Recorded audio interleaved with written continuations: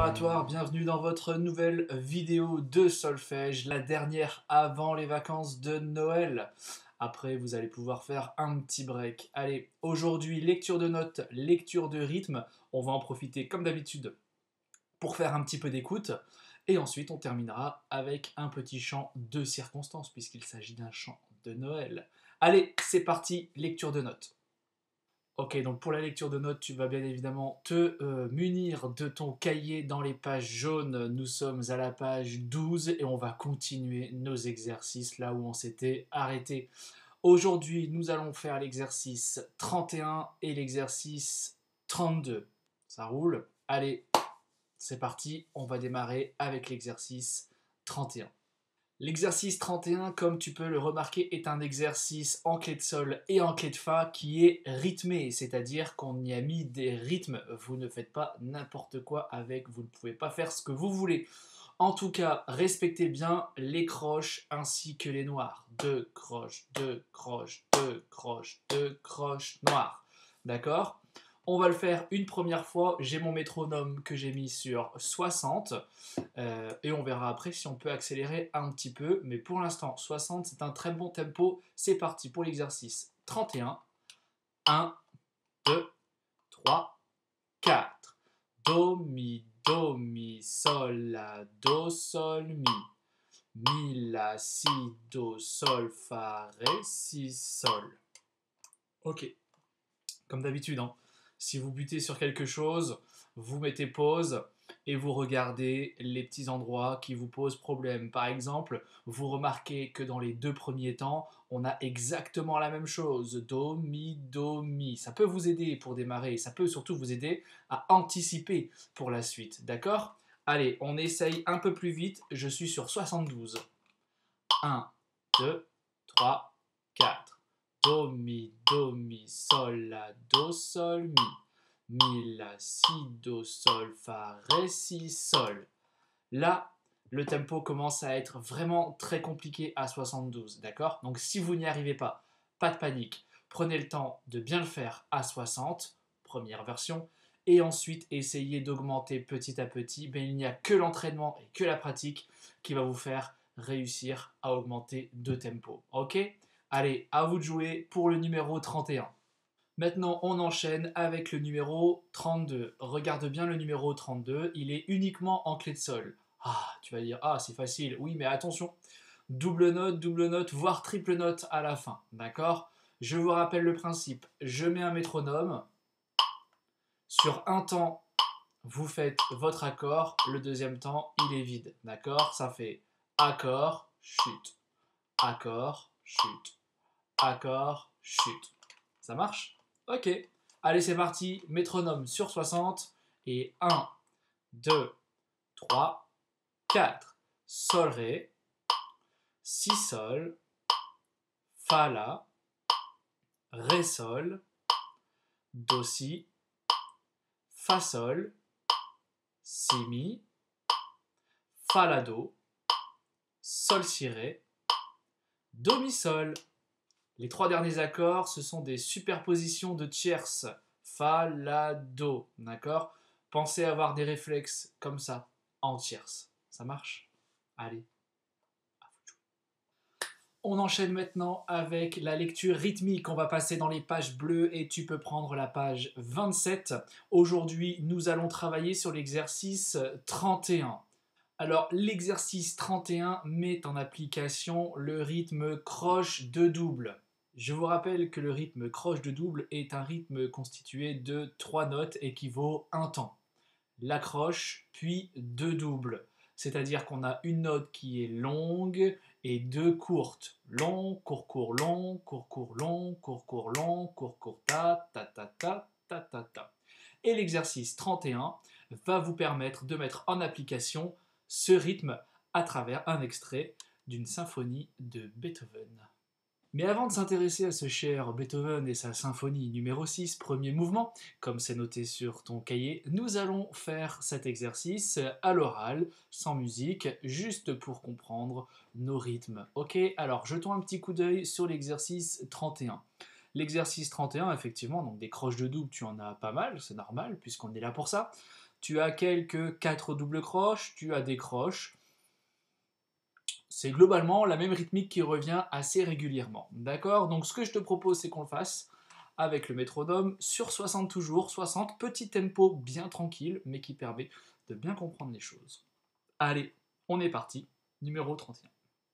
Le numéro 31 commence avec un demi-soupir. Et la si, ré. D'accord? Allez, 1, 2, 3, 4. Et la, si, ré, do, si, la, sol, do, fa, sol, la, si, la, si, do, si, la, do, do, do, do, si, la, sol, fa, mi, fa, sol, la, sol, fa, sol, la, si, la, sol, si, si, si, do, si, la, sol, la, si, do, ré, do, si, sol, do, si, la, si, do, ré, do, si, sol, do, si, la, do, si, sol, do, si, la, do, si, sol, do, si, la. Vous avez l'impression que la fin est un petit peu compliquée, mais on en revient toujours au même. Hein. Do, si, la, do, si, sol, do, si, la, do, si, sol, do, si, la, do, si, sol. Faites ça tranquillement, voyez les notes, respectez bien les rythmes, mais faites ça tranquillement. Ok? Puisque là, après, je vais vous le faire écouter. Forcément, ça va un petit peu plus vite. Ok? Allez, avant l'écoute, entraînez-vous quand même sur ce numéro 31. À toi de jouer. Avant de te faire écouter cet extrait, je vais quand même te parler de ce bon vieux Beethoven. Et oui, donc Beethoven, Ludwig van Beethoven de son prénom, est né en 1770 et il est mort en 1827. Beethoven est le compositeur de l'époque romantique. D'accord? Je vous rappelle qu'en musique, on peut trouver l'époque de la Renaissance, on peut trouver l'époque baroque, ensuite l'époque classique, ensuite l'époque romantique, ensuite l'époque moderne et enfin l'époque contemporaine. Nous, actuellement, en 2020, on est en époque contemporaine. Ok? Donc là, Beethoven, c'est le compositeur de l'époque romantique. Et Beethoven, tu connais forcément, c'est ça.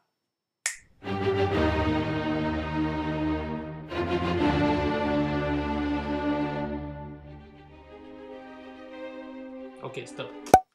Oui, tu connais. Oui, forcément, tu connais.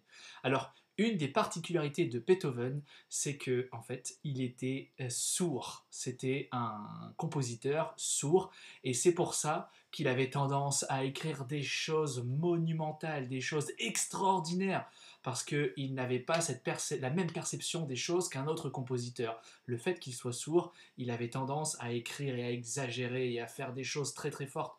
Voilà, comme par exemple ce que tu viens d'entendre. Ta ta ta ta. C'est très fort pour l'époque, c'est incroyable. Ok? Donc particularité de Beethoven, il était sourd. Maintenant, intéressons-nous un petit peu à la symphonie numéro 6, premier mouvement, extrait de ton numéro 31. Donc, donc votre exercice 31 est extrait de la symphonie numéro 6, premier mouvement de Beethoven. Je vous rappelle qu'une symphonie s'écrit en 4 mouvements. D'accord? C'est la structure normale d'une symphonie. Beethoven, lui, a écrit la sienne entre 1805 et 1808. Oui, Rome ne s'est pas construite en un jour. Ceci dit, il a pris un petit peu de temps pour construire, et en tout cas pour créer sa symphonie. Beethoven avait également l'habitude de nommer ses symphonies, c'est-à-dire qu'il ne se contentait pas de les nommer symphonie numéro 1, symphonie numéro 2, symphonie numéro 3. Il ajoutait un titre aux symphonies. Et la symphonie numéro 6 s'intitule la symphonie pastorale. Et est-ce que tu sais ce que ça veut dire pastorale?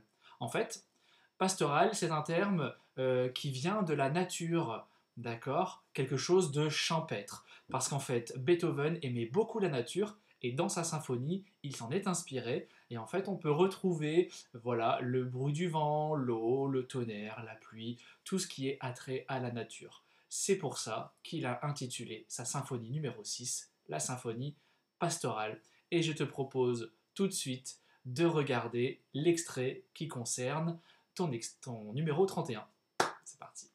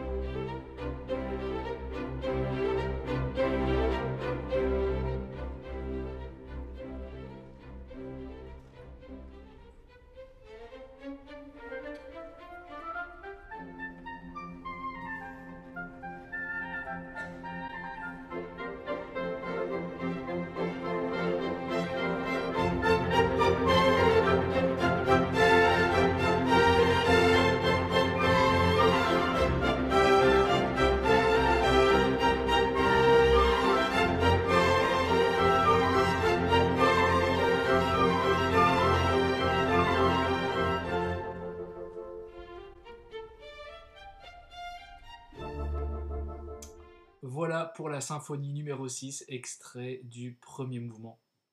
Et comme tu es très curieux, tu vas aller sur YouTube et tu vas taper symphonie numéro 6, premier mouvement de Beethoven, parce que c'est très agréable à écouter.